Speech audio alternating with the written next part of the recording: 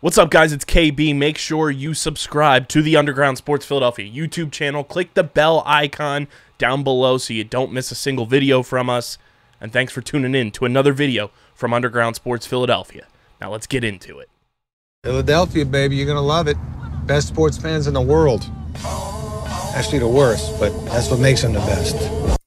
Welcome back to Top Bins, the beer opening intro. Hi. I'm your host, Matt, joined by my co-host, Dom.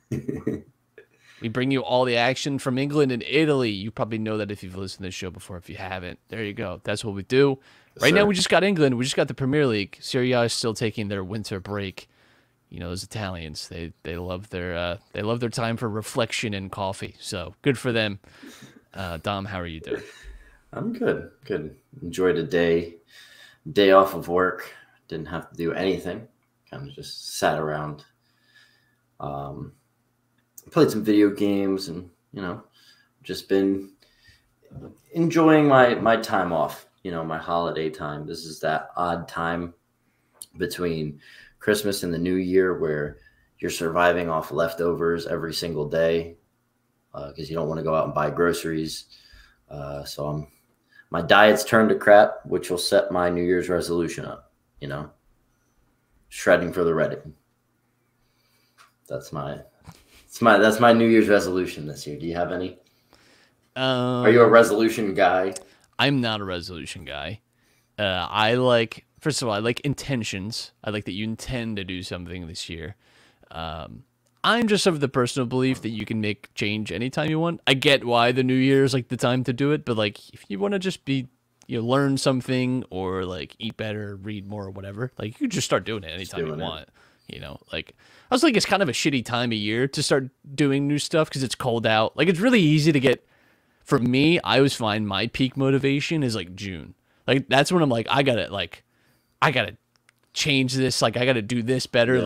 Like because it's like I don't know. You feel like you have more time. You literally more daylight to do stuff. It's not depressing cold. Like 17 degrees outside makes you want to just stay in your house and eat cheese and chocolate and whatever.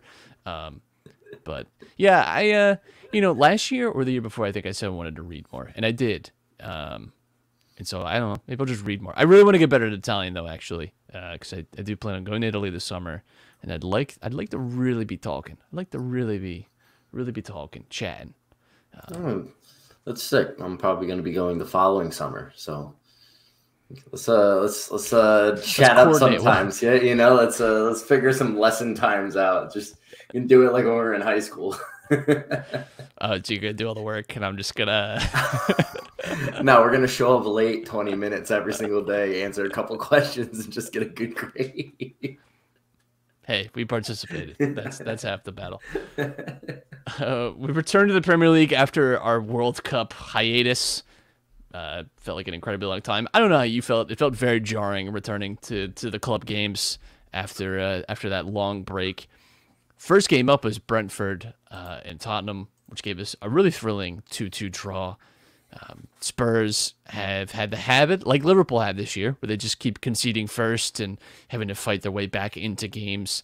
They were not in a great run of form going into the World Cup, whereas Brentford did. They turned it around. They had that big win over Manchester City right before the break, away to the Etihad. And you know, Ivan Toney's had this kind of lingering fog of a potential ban because of illegal bets placed.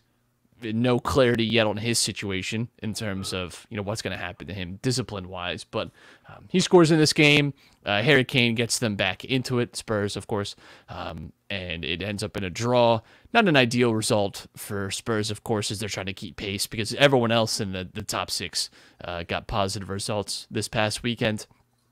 So Spurs fall apart. I think the story here for me is just that Tottenham have not looked consistently competent this year, and I really expected them to. It felt like they were going to be taking some big steps. I think they were a team that I picked to be finishing in the top four, and yeah, I felt good about that in the summer because I think it just made a ton of sense when you consider Antonio Conte's had more time with this team.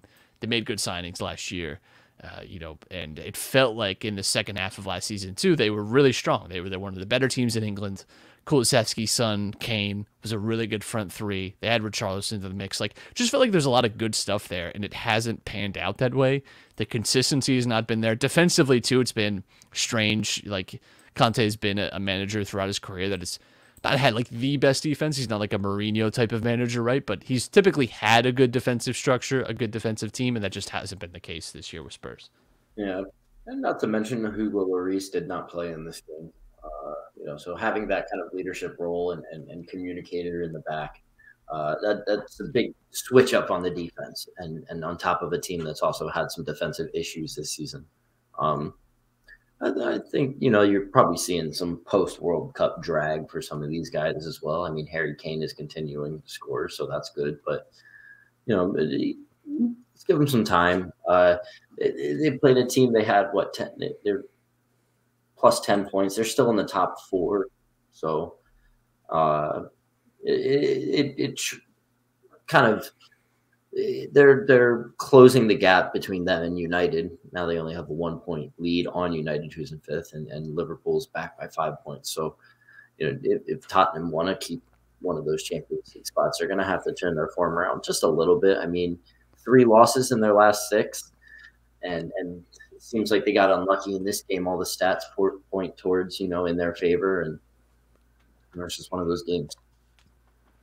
I think, too, Brentford jump out to lead, and we see sometimes the stats can be a little deceiving sometimes because of that, where a team is sort of chasing the game for a large, portion, and that, I think, naturally just tends to skew maybe some of the offensive numbers in their favor. Really, the first half, I think, was all Brentford. They just looked the better team, and Spurs did not have a ton of answers, and they end up, finding a goal, and from there, apply some pressure, get another, and they just were not able to create a good enough chance to find that third.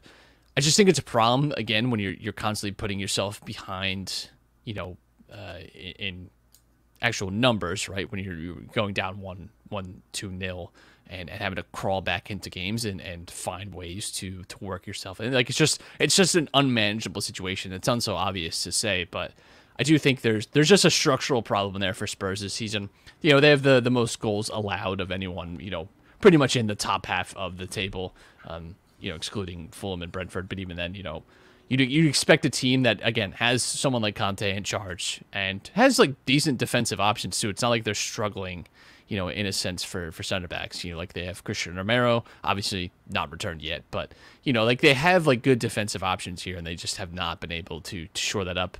I'd say the midfield has not been super impressive this year either, but it's just been kind of a strange season so far for Spurs, because it's not a failure, and I think they can still have a good second half of the year, but I'm not like totally in love with the prospects of the rest of the year. Brentford, on the other hand, have again just turned into a really tough team to play. You always know that they're going to have good set piece structures. They're always going to be dangerous. As long as Ivan Toney is still continuing to play, he's always going to be a factor. He's had a really strong season goal scoring wise, and he's such an important player for them. I shudder to think what might happen to them if he does get a really long ban. I think they've started out well enough this year that it wouldn't be an issue, but if it's something that really affects his like career or future going forward, that could be a massive problem. But that's far off in the future, more speculation than anything. But Brentford have been good this year again. I think, which doesn't come as too much of a shock to me. They had a bad period or two last year that seemed really worrying. But again, they've become a team again that I think has really frustrated teams and made life very challenging for them. One of the kind of blemishes on Brentford's run of form, they only won 22% of duels in their own third. 8 out of 35. Spurs dominated aerially in the opponent's penalty box. Ben Mee only won 1 aerial duel out of 6 attempts. Just a little stat right there. Spurs seem to be, getting to things offensively, but, they need to become a whole team. People are saying that Conte is playing boring football right now. Do you agree? I wouldn't say it's particularly thrilling. I haven't been like enthused watching Spurs, and I think it's weird too because, and we see this with Conte all the time, where he seems to have these disagreements with the transfer board, whoever. He's just like a perennially unhappy man in a lot of ways.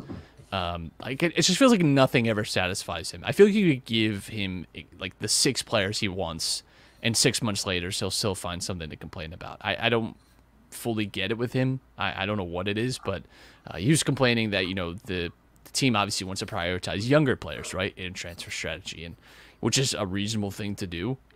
I think most clubs prioritize younger players. It's rare now for a big club to be signing someone like 28 and above. That's just not, even then, it's not historically been a huge thing, but especially in recent years, teams are signing guys that are like 25 and younger. That is the profile of a big signing now, and he seems to have some issue with that. I don't know. There seems to be some disagreement over the transfer strategy.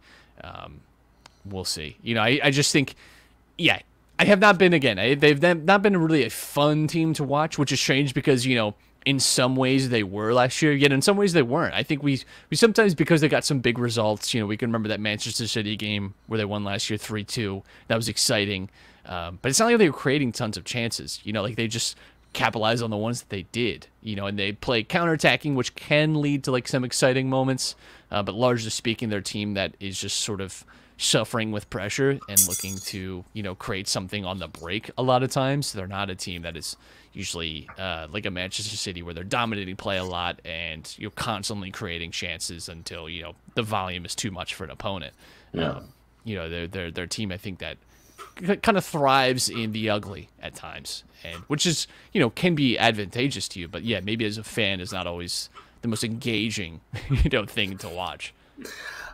Spurs to me is a participation trophy club. And here's their participation trophy for this game. Harry Kane has now scored against every Premier League side he's ever faced. So if you want to fact check, but there's the participation trophy for Spurs. Good on you guys. It's all you're going to win this year. So. That's big words from you is all I'll say. Very big words. Yeah, Harry Kane has quietly been really good this year. If it wasn't for Erling Haaland, I think we'd be having a lot of conversations about Harry Kane and how good he's been. But when you're going up against a guy who's got 20 goals in 14 league games, it's always going to be a little hard to steal the headlines, I would say. Although he's only a few away now from Jimmy Greaves' goal scoring record for Spurs, which will, I think, get a lot of people talking and buzzing yet again. Participation trophy. Let's move to Everton 1, Wolves 2. This is going to lead to, I think, a broader discussion, but this game was an important game for both teams. Wolves obviously making a managerial change. Bruno Lage no longer there. It's Julian Lopetegui, who's obviously had a lot of success as a manager. Briefly managed the Spain national team before going to Real Madrid and getting fired for the Spain national team because of it, and then he's obviously been around Sevilla. He's been around some big clubs, and he's obviously won things as a manager. He's been really involved in a lot of big moments. So to see him, it's sort of like Unai Emery at Aston Villa, right? Where it's like, Aston Villa has a very rich history, but in recent years have not been a very established team, and now they have a very successful, qualified European manager. And Wolves kind of the same. They get a late winner from Aït-Nouri, who is attracting attention from Manchester City. So congratulations there. But it was a big relegation game. Both these teams near the bottom of the table. Wolves were really struggling going into the World Cup break. We're not scoring goals. They scored 2 goals in this game, which is just in a lot of ways a miracle for them. It's not something that they've been doing. They get a late winner. It's a soul crushing game for Everton because you were up to lead this game. Yerry Mina gets injured again. Now you're talking about defensive injuries for Everton. Just a lack of individual talent, I think, really with both teams, honestly. There's a reason that they're both kind of circling the drain here, because they don't have those individual players that are able to make just a piece of magic to make it work. Wolves did sign Mateus Cunha from Atletico Madrid on loan. Could work out for something. It's a decent opportunity for him to make something happen, but they're still lacking that out-and-out goal scorer. Everton, we both picked them to get relegated this year. It seemed like in moments maybe they might escape that, but they're back where they were last year, where they're again, near the bottom. You have Frank Lampard as a manager. It's hard to be too critical of Frank Lampard when the problem seems so much more structural above him. You know, it's not just his fault. He's not helping the situation. But I don't know that even like getting rid of Frank Lampard is really the solution to Everton's issues here. Like, this is a systemic issue that's not being helped in any way by Frank Lampard. But, you know, the talent that they have is really not fantastic. They have a lot of financial issues, so they're really not able to, you know, make big signings. You know, they don't have really the money to, you know, get like some key reinforcements here in January. They might be able to sign a player, but largely speaking, this is a team that is in a bad spot and really needed the points here and ends up losing it in a very dramatic way. Use some EA Sports FC coins to buy a financial takeover, and you know, just get that money in. So it's a brilliant solution, Dom. I can't believe they didn't think of that until you just did. But in reality, they kind of do need new owners, right? You said this is a systemic issue, like coming out of the front office. It's the way that this club is ran. They don't have money. They need. Well, the problem is that they've spent so much in so many wrong ways that they're in danger of FFP breaches and being, you know, fined and things like that. Like, they spent a ton of money over the last few years. They've just spent it in a terrible way. You know, they lose Richarlison over the summer, and that felt like a big, you know, honestly, a red flag. And Anthony Gordon, who, you know, was supposed to potentially go to Chelsea for £50 million, he has not looked great this year. He looks really unmotivated, to be frank. I thought he was bad in this game again. And I just don't know where the spark comes from with this team. You know, when you see teams that are sort of in these relegation fights, what you're looking for is, you know, sometimes a little bit of experience or like a breakthrough young player to sort of push them over the edge, or, you know, they fire someone and you get a more like accomplished manager in that sees them out through the rest of the year. I don't see any of that with Everton right now, and that's what worries me. You know, if I'm thinking about their future in the rest of the year, I don't see any of these sort of. There's boxes you check, I think, to maybe like stave off a relegation bite. What you're saying is they don't have that identity. No, they don't have any of that. They don't have any type. They don't have those veterans that I think you kind of trust. They don't have like that young player right now that could develop over the course of the year that we have left, but like they don't have that guy you think could really provide the spark. And I don't really have a ton of faith in the manager, you know, and I don't know who comes in necessarily even fixes the problem. I want to talk a little bit about the bottom because we'll talk about the title race as the year goes on, and I think there's some stuff there still, but you know, we'll visit that in the future. You know, between Arsenal, City, Newcastle United, maybe throwing their hat in the ring. The bottom five currently in order: West Ham, Everton, Wolves, Nottingham Forest, and bottom is Southampton. 2 out of those 5 have already changed managers this year. Southampton fired their manager, and so have Wolves. All the other 3 have at least had some discussion. David Moyes has had discussion about his job. Frank Lampard has had discussion about his job being in danger. And Steve Cooper has had discussion about his job being in danger at Nottingham Forest. It has not worked yet for these teams have not had a ton of time. Are obviously coming back off a World Cup break. Wolves have already gotten like a third of the points that they gained in the year just off the back result, so already a success. But Southampton did not look great. I don't like Southampton's chances at all to be going up. I think they might honestly be just having an eye on the Championship next year and trying to establish a little bit of a rhythm and culture going into the Championship. If you look at their transfer window this past summer too, they bought a lot of young players, and it seems like they're sort of reinvesting in the squad for the future. And I would just be a little. It's hard to see Southampton staying up right now with just how bad they've been. But I just think, you know, there's a conversation to be had. I think Moyes is unlucky because West Ham's had a ton of injuries yet again, especially defensively. They just not had a healthy center back partnership all year. But you know, for Steve Cooper at Nottingham Forest, they spent a lot of money this summer. I don't think it's unreasonable that the clock could be a little shorter for him.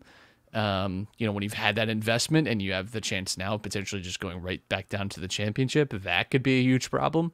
And Everton, I mean, you talk about a team that could really crumble. That's them. You know, like this could be a really tough spot for them. And Wolves too. You know, like Wolves have done a lot of work to establish themselves as a regular Premier League side, and I think we think of them that way, but yet they've been really bad this year. They were not great last year, sort of just strung along with some good results in like the winter, but to close out the year, they were awful and had a really bad run of games. So all these teams have just been in a bad spot. I would say West Ham, I think are probably okay. You know, I think maybe another team like Leeds could maybe get sucked in. Bournemouth could maybe get sucked into this relegation battle. But I really think that Everton, Wolves, Nottingham Forest, Southampton, at least two of those teams. I mean, right now, Nottingham Forest and Southampton will be going down. But I really do think two of those teams are going down this year.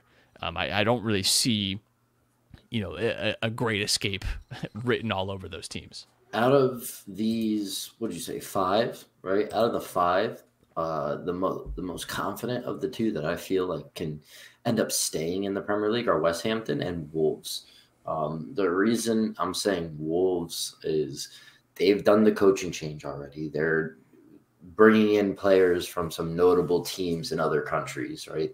Yes, they're lacking that out-and-out goal scorer, but I think that maybe, Cunha as kind of that secondary striker to, supplement Jimenez could help.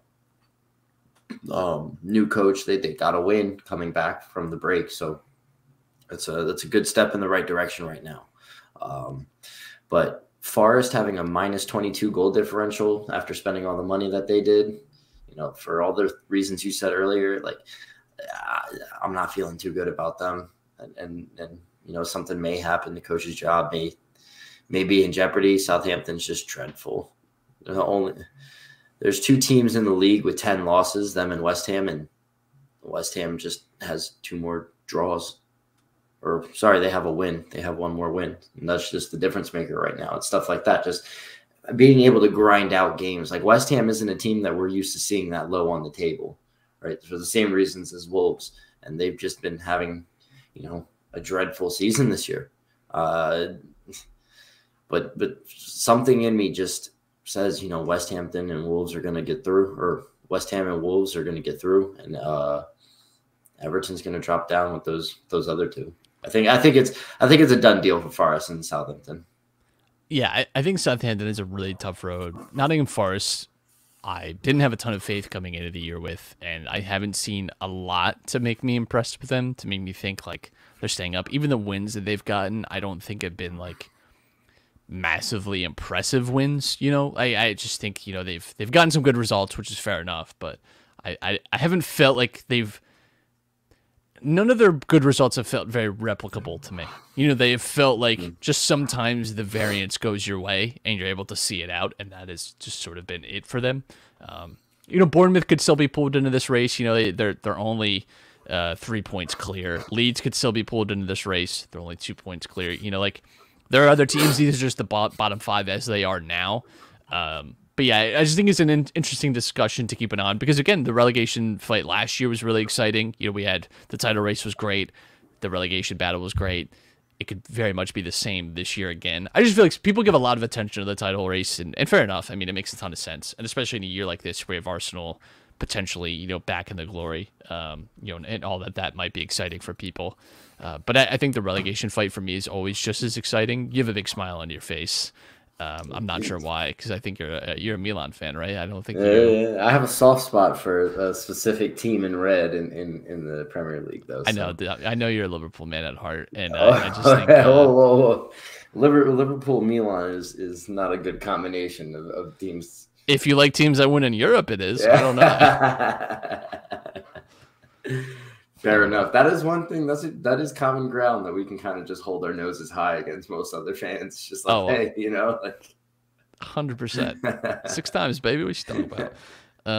As memory serves, you do have Liverpool, and I just looked. You do have Liverpool. We did our fantasy draft of teams. You do have Liverpool in your back pocket, so maybe you should be rooting for them a little more.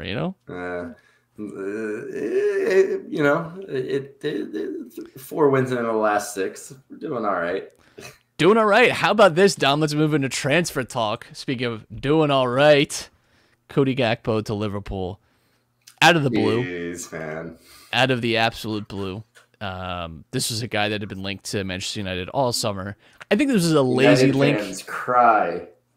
No, they've already turned to that. He's always been terrible, and he's a bad player, and the Eredivisie sucks. Yeah, and that's their crying. That's their crying right there. I feel like a lazy link a lot, and you see this with managers that come from like foreign leagues. Anytime they move, I can remember when Jurgen Klopp first came to Liverpool. Like every Bundesliga player was linked to Liverpool simply because like Klopp's German and he came from the Bundesliga, and that was it. Like that was the link.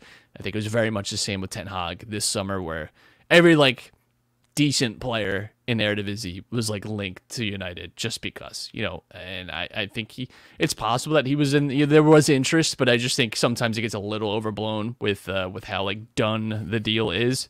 But it really came out of nowhere for Liverpool, and this is just a thing that happens with them sometimes, where one of like the reputable journalists like Paul Joyce will just tweet Liverpool in advanced talks with whoever, and then like an hour later it's confirmed, and it's just I don't know. It's as a fan, it's nice because you don't have these long transfer sagas like Jude Bellingham, which makes me just like paint the walls with myself. Because it's just like it's exhausting to listen to. I like these quick transfer sagas. He's an interesting signing. Obviously, like he really impressed at the World Cup. He's a very efficient goal scorer. I don't think he's going to be that efficient for Liverpool. But he's an interesting profile, right? Because he's a very tall guy. He's this sort of like very powerful runner too, but he plays out wide. He sort of strikes when you look at him, think of more of a central player, which he could still develop into, but so far he's played more out on the left. Liverpool really, in some ways, need and don't need an attacker. They have a lot of injuries, and, Firmino's out. Luis Diaz had a setback in his knee injury. He's going to be out till March. Diogo Jota, there's no clear timeline on when he's going to be back.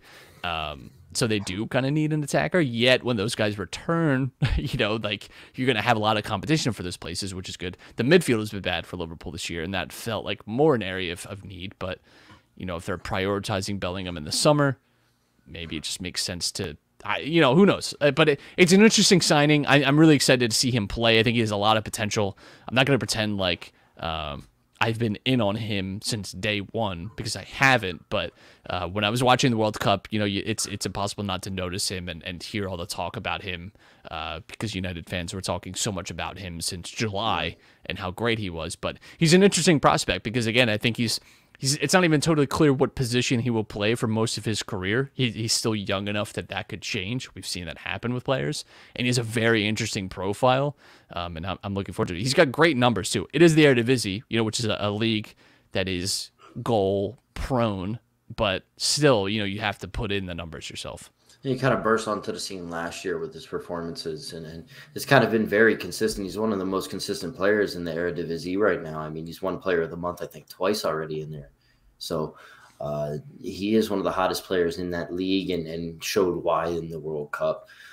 He can kind of play in a bunch of different positions. He can play out wide on the left or the right. He can play in the middle as a striker. He can kind of play as a center forward cam type deal as well. So it'd be interesting to see how Liverpool can utilize him, whether it's in their, top starting lineup for important games, or he's a squad rotation player for now, and he gets into competition with the other left wingers to earn that spot. But I like the signing. I think he'll get along well. I'll be rooting for him. I think that anytime that a team can rub it in Manchester United's face that they didn't get a player they thought was a shoo-in, and just have them come to their club and just flourish is wonderful. So, yeah, I'll be rooting for him. It was Cody Gakpo, and then Enzo Fernandez, and who else? There's got to be like one or two more people that they were saying. I forget who. Enzo Fernandez is the big saga right now. I think seems like Chelsea are most likely for him. As far as like World Cup guys, right? Like 120 million euros, I think, though, for Enzo Fernandez. Just like, yikes! That's just an insane. I like him, but I just think that is a steep price to pay. And Benfica obviously don't want to lose him. They're in the Champions League. They have their sights on winning. Benfica gonna fumble this bag. I'll tell you that. Well, they have the chance between Nunez and him to be pulling in like 200 million from players, in the matter of 6 months. So I, can't really turn it down if you're them. But they're gonna have to pay the release clause for him, which is just a ton of money. And, we'll see what Chelsea end up doing there. The other big story, obviously because Gabriel Jesus gets hurt at the World Cup, and so Arsenal are obviously in the midst of a title challenge, and I think there's always, some regret if you don't end up winning the thing and you look back on transfer windows, and it's so easy with hindsight to say, but it does feel like a moment where obviously Eddie Nketiah has a good game. He gets a goal against West Ham, and largely speaking, he's done well when he's came in relief. But I'm not sure I would want to be going into like a title run in the spring with Eddie Nketiah. Obviously Jesus will be back, maybe like February, March sometime, but still you'd probably like to have someone more established. Also, if he gets injured, then you're in a more challenging position as well. Mm-hmm. Although they do have some depth now, but still like not the best position. So a name that has been linked is we'll get to the big one after that, but João Felix on loan, who's fallen out with Diego Simeone at Atletico Madrid. This is a sort of a story with the Portuguese national team too. Well, at the World Cup, he was talking about this, but it's obviously carried over now to where there might be some action. Manchester United are apparently interested as well. I'm curious. I'm curious to see if this happens. Apparently, the numbers that are being talked. This is coming from David Ornstein, who's a pretty reliable source, especially for Arsenal. The numbers are a little too big for Arsenal's liking right now with a potential loan move, and they are interested, but there's going to have I'd imagine some salary reduction or Atletico paying some sort of the money or some reducing loan fee, whatever it is. But I would be interested to see João Felix in this team. I think that'd be a pretty interesting fit. And then they've got Mudryk, this Ukrainian baller from Shakhtar, who they apparently won 100 million euros for. We'll see. But he did play really well in the Champions League this year, and he seems like a really exciting player. I think it would be a pretty big statement of intent if they are to spend that kind of money. And this January is different than other Januaries, but especially when you consider again what's at stake for Arsenal over the next 5 months and what it could mean to potentially win a title. And right now, I think coming in the year, the aim was just get back in the Champions League. But when you have this on your plate, I think it's hard to not really up your ambition a little bit. So it's an interesting month now for Arsenal because I wonder where the level is going to be set at. No, I give a shout out to my boy from Discord. His name's Kobe. He's an Arsenal fan, but he's also a Felix stan.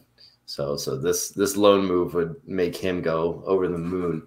But I think I would love to see Felix there. He's creative.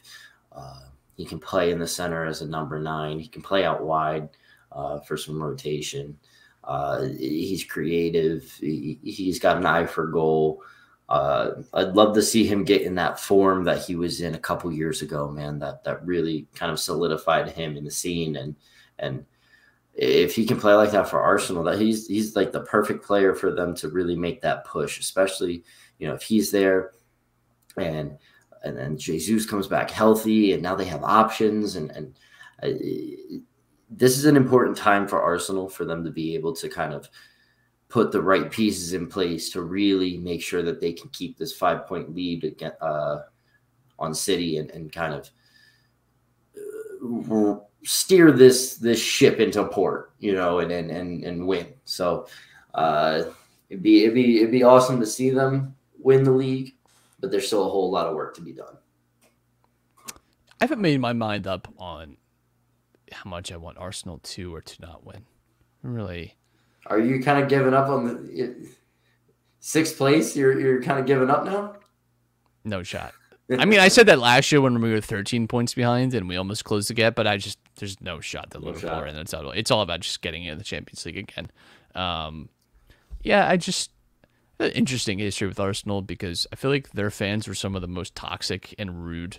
For me, because Arsenal and Liverpool do have some kind of history too. It's not like they have nothing between them, but I think United is worse.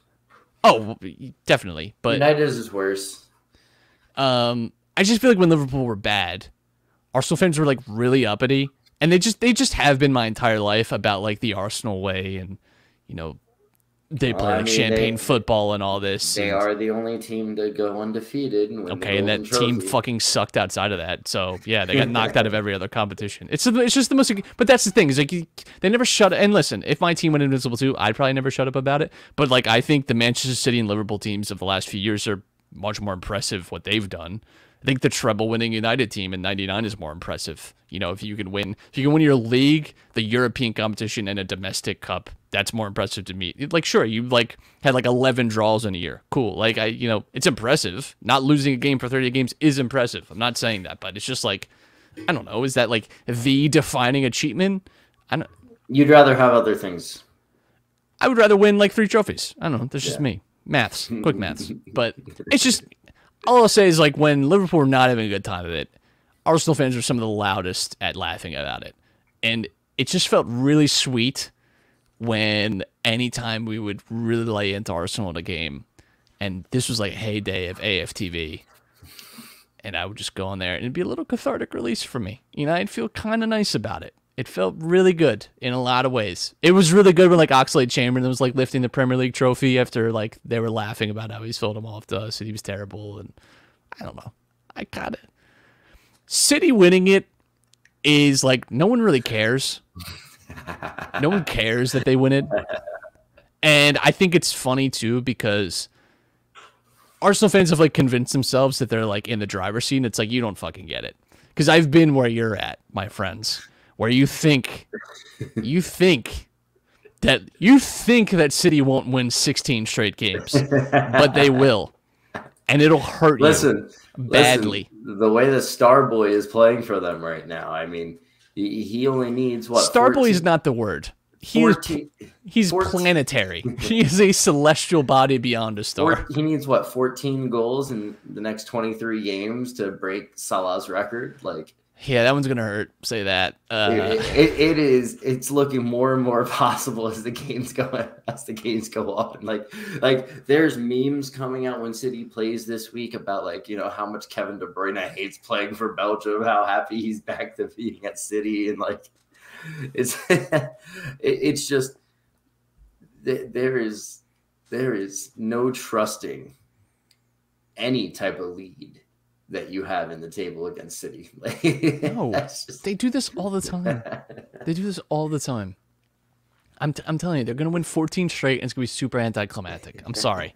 Sorry to disappoint everyone, but I've seen the future. I've Doctor Stranged it, and it's just, this is just the way this shit goes. They are just exhausting. They're an exhausting team to be in a title race with. I've done it the last 5 years of my life, and it makes you such a bitter person with this sport. Where this time last year, Liverpool lost to Leicester City, and I was like, that's it. We fucking lost the title. I was saying that December, like, 27th. I was like, this is it. We lost. And I was right. And it's insane. It should never happen that way. You should never lose a game in December and be like, where's the title? That's it. We lost. We lost it. Yeah, we lost one game 1 year. We lost one game 1 year. And still didn't win the title. That's just the shit. Come on. I can't wait to see those two teams play. Their game got rescheduled for February 15th, I believe. So that's going to be fantastic. Because you'd have to imagine, you know, in a month and a half that those two teams are still going to be at the top of the table. Although technically, you know, Newcastle are in the title race. You know, Almiron has been playing crazy for them. City and Arsenal do have a game in hand, so, you know, like, that league could be extended, but Newcastle have been really good. They've been, I think, a surprising one. Where's your dog in this? Yeah, I'm assuming you want Arsenal to win because you have a soft spot for them. Between Arsenal and City. I think we lost Dom. I think Dom is frozen. He's ducking the question, I think, is what I'm going to say. He doesn't want to admit that he's actually a closet Arsenal fan. I'm just going to be Dom and say, I'd love to see Arsenal win. You know, I just love them. That's my Dom impression right there. For me personally, I don't really care. There he is. Hi. I don't know what just happened. He got dusted. Yeah. You were ducking that question real hard. I didn't hear any of it. You started to, like, ask, like, the first couple words of the sentence, and you're just like, so You were frozen on my screen, Chief. All right, between Arsenal and City. Yeah, you were frozen on my screen, Chief. Arsenal and City. Who do you want to see win? I already know your answer, and I already gave your answer while you were frozen. But Arsenal. Yeah. But the celestial being, seeing him, lift the trophy would be kind of crazy. That Viking king of ours. I mean, what do you think of his new hairstyle? Hold on, who's ours? Who's ours? I don't claim him. I hate that guy. What do you think of his new hairstyle? His new Viking braids? Lame. Just a Norse god. Okay. I can't wait till we find out this dude's been doping. That's why I can't wait. Am I salty?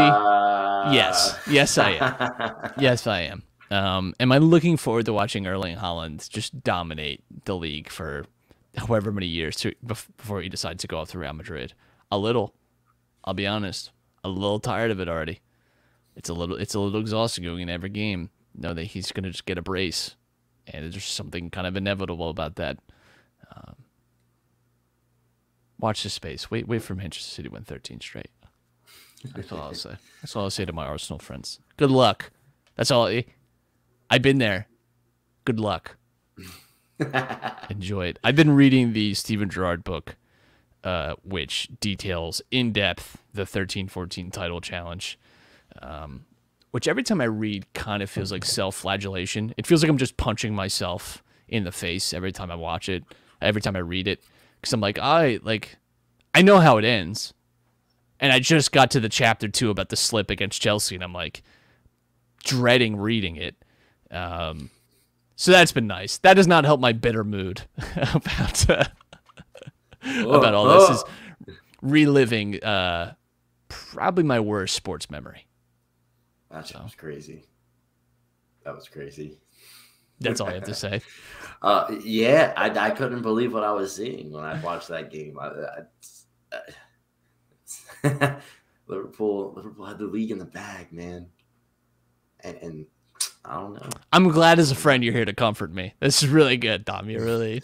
I feel for you. I feel for you. I know what it is to have what it's like to have the league in your hand and lose it. I don't know that you do, though. I don't know that you do in those circumstances of having never won it and your favorite player being. I don't know that you do. Not in those types of circumstances. I'm very real with you. I don't know that you know. Not to the magnitude that you have. No. That's tough, man. I feel for you. I'm sorry. Hey, man, we got our title. I'm cool with it. And you know what? I'll be in like 20 years when City have won the last like 18 titles. I'll be like, well, tried telling you. Tried telling you like 2019. These boys are going to be a problem forever. The Jared slip meme will still be a thing, just always now. That's etched in the internet history. Like, just always the quick go-to banter online against a Liverpool fan.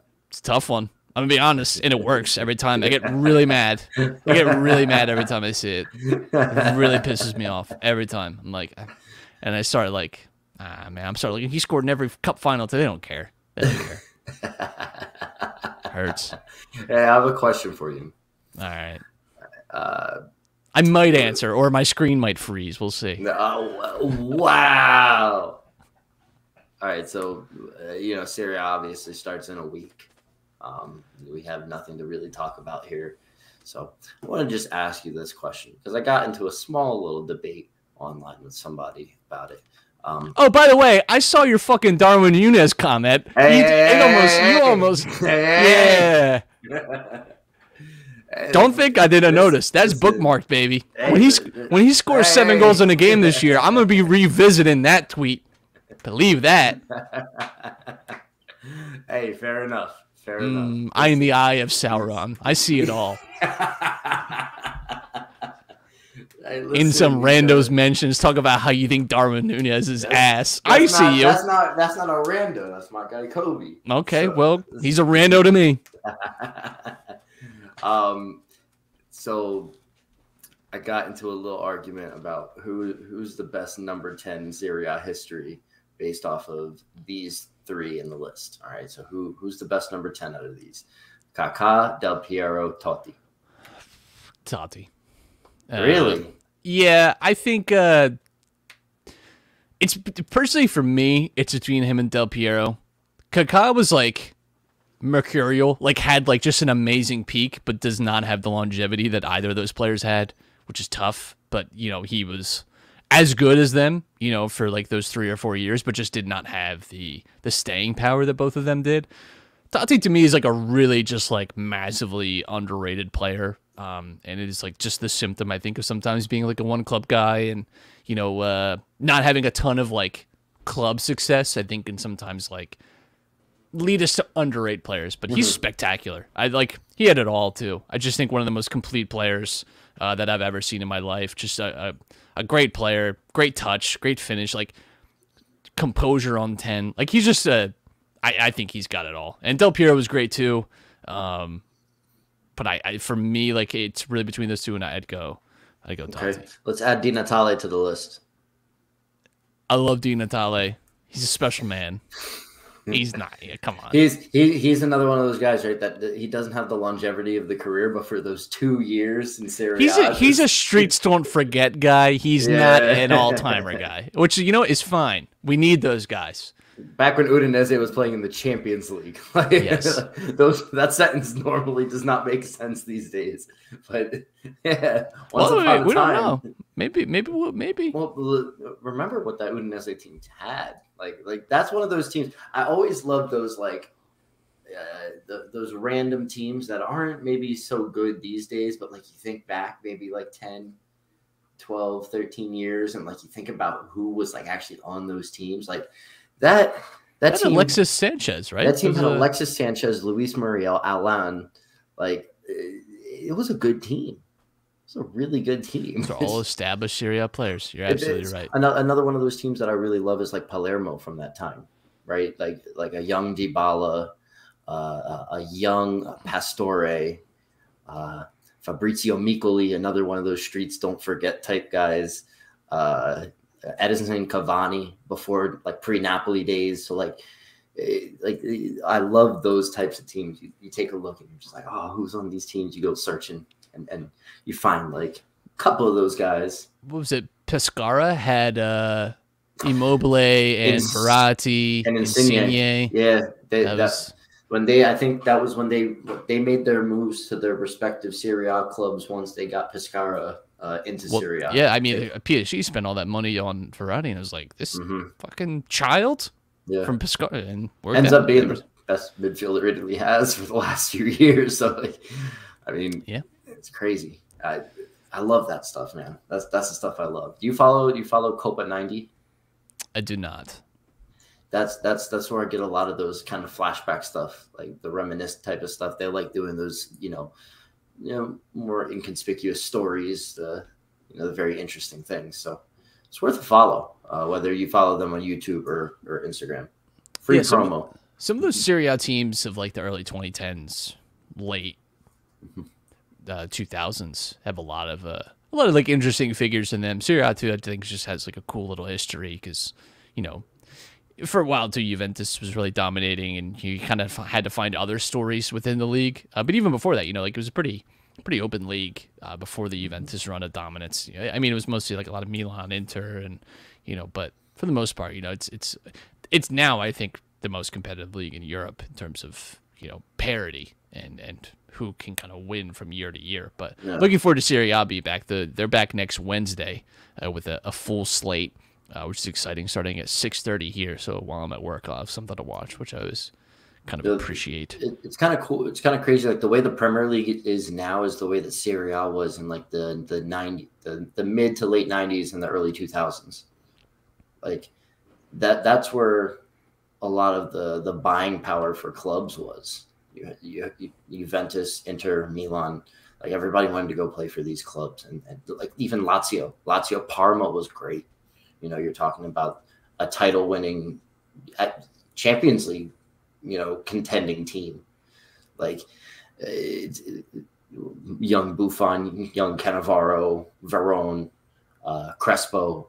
Like these teams were just incredible back in the day for the league. And it's nice to see that the league has kind of gotten back to a point where, like you said, it's one of the more competitive leagues now, where there is a lot more parity between 5-6 teams in the league.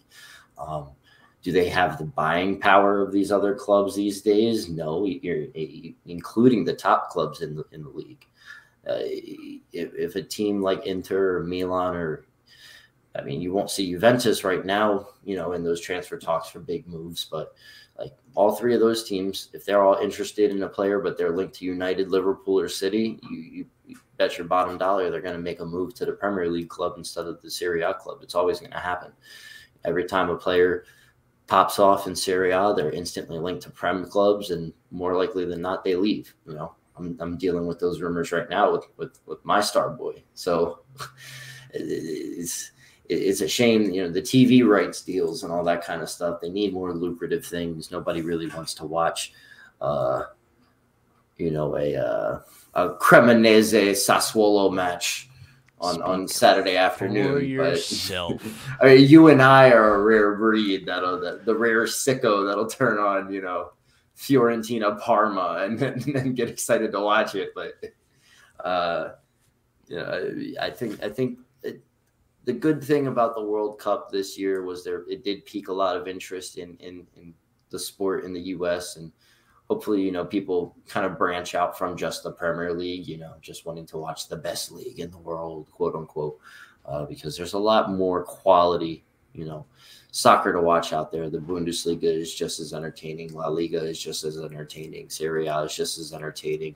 Or you go watch a PSG game, go watch them beat up on teams. That's always entertaining to watch too. So, if there's some type of moral to my story, it's if you're new to watching the sport, and you find yourself listening to this podcast because you're trying to get more into it, definitely branch out from just England, because there's a lot of good players and a lot of good soccer being played in these other leagues. And, the more you watch, the more you know, the more you kind of get into being a soccer sicko like us. Yeah. I don't know if you saw too, Italy have Adidas as kit sponsors now. Yes. So no more Puma, which is kind of iconic to me, at least. I've always associated with Italy for my life, at least. Mm-hmm. So I'm curious to see what those end up looking like maybe at the Euros. We'll see. I will say this, Adidas makes a quality jersey, like the fit and how it feels on the body. But guy who recently bought Adidas jersey. I'm being serious. What you laughing for? No, I have a whole bunch of Puma jerseys in my closet. So this was like the first Adidas jersey that I bought in a while. So that's nice. The new ones are nice. So no. What do you think about those leaks though? Do you think those are real? Do you think that's they're probably real, and I think they look pretty shit. They're very plain. They're just so plain. Take some risk. God damn it. I don't mind I don't mind the blue being blue. That's fine. Keep it, but I don't know. I'm kind of tired of like the white with just like a marble color. Like it's kind of lame. That's all. The only thing about Italy that you think of are these marble statues. Like, is that all right? The design teams are thinking of? Like, Italy, Renaissance, there it is. Like, that's just template. Like Arsenal had that marble one a few years ago where it looked like a murder scene. It was like white with like red marbling. Yeah. Just not for me. A little too template for my like. Dom, we're getting out of here. Anything to say before we go? Follow me on Twitch, twitch.tv/aharry8. Follow me on Twitter @WashLifestyle. Ask me for my Discord link. Join my Discord. Get to talk a lot more about soccer. And if you're into playing FIFA, well, that's a place to go. So, yeah. Just do that. Follow the pod. Share this pod with whoever you want. And get them to rate us 5 stars on Apple Podcasts, Spotify, or wherever you get your podcast. Matt, it was a wonderful week. It's a wonderful week. Enjoy the rest of your week, my friend. Yeah. Enjoy your new year, your New Year's Eve. Happy Stay New Year. safe while you do it. Don't be crazy. Don't be stupid. Don't spend the New Year locked up in jail. Avoid the bookings, beloved, as a noted Twitter person. We're going out.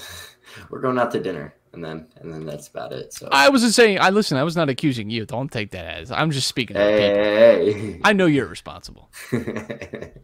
I gotta work the next day, so Same, brother. All right. Bye. See you guys.